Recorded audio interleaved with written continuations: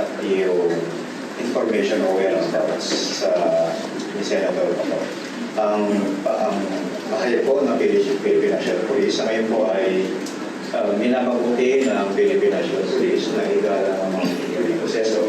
Hahayaan na lamang po ang mga kaukulang ahensya para po magbigay ng kaukulang informasyon tungkol sa mga nasabi sa PIN. Ito po ay usapin ng ICC warrant at yun po may records po ng Senator Bato. Okay, we understand. Yesterday sa Supreme Court po, dininay yung temporary restraining order na hinihiling ng kampo ni Senator Bato de la Rosa. Are there any directives for you to arrest him? Kasi ang sinasabi po ng mga legal experts, wala na pong balakid, legal na balakid para arrestuhin siya at isuko siya sa isang international tribunal. Kausap ko lang din po yung director ng legal service. Siya po ay mag-report po kay PNP. Kung ngayon ng mga nasabi ko sabihin, meanwhile po, sinasabi nga po natin, hayaan na lang po natin ang DOJ mo bigyan na hayaan. Kung ngayon ang mga nasabi ko sabihin. No, but you are one of the law enforcers. Is there any directive right now to be on the lookout and to issue or at least to effect the warrant of arrest anytime soon? Ihintayin nga po ni GPNP yung legal advice po ng ating director ng legal service kung ngayon po ang nasabi ko sabihin. Ngayon po, hindi po natin mako-confirm kung mag-deny yung nasabi po sabihin kung i-effect po ng Philippine National Police o hindi po ang nasabi ko. Sir, sabi po ni General Aplasca, spliced po ang mga nilabas na video. Your reaction on this? Unang-una po, naipasa na ng Philippine National Police sa DOJ yung nasabi ni evidence.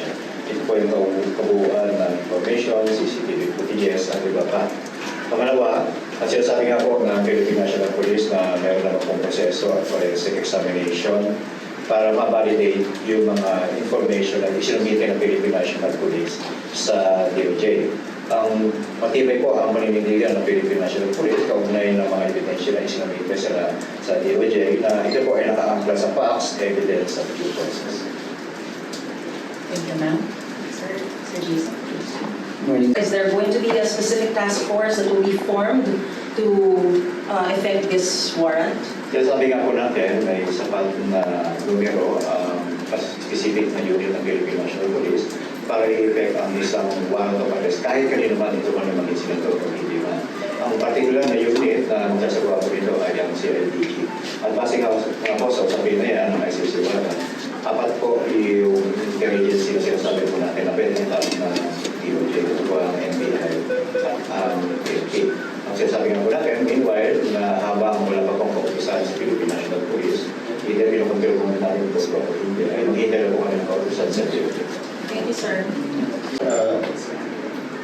Some clarification lang, meaning to say, you're waiting for the order from DOJ, not culminate na yung NCB, PCPC. Sa ngayon po, hindi po makonfirm po na culminate na po yung kanilang meeting.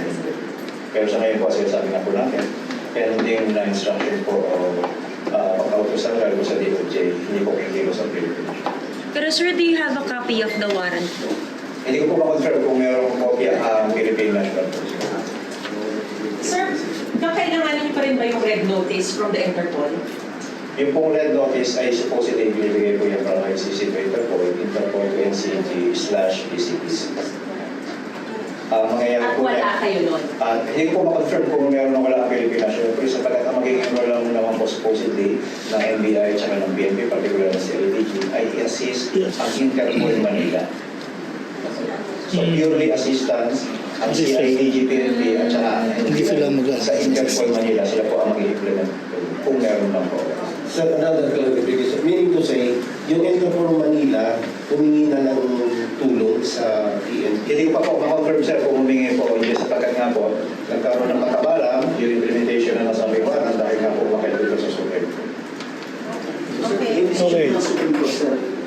Paano po ito sinipik ng PNP? Final or may mga decision dapat ang tayo kasi hindi na po ng komento yung magkabilang panig? Hinahayaan na lang po natin sa mga legal luminaries po yung mga usapin tungkol sa ito po ay pinalagay. Thank you very much, sir. If there's no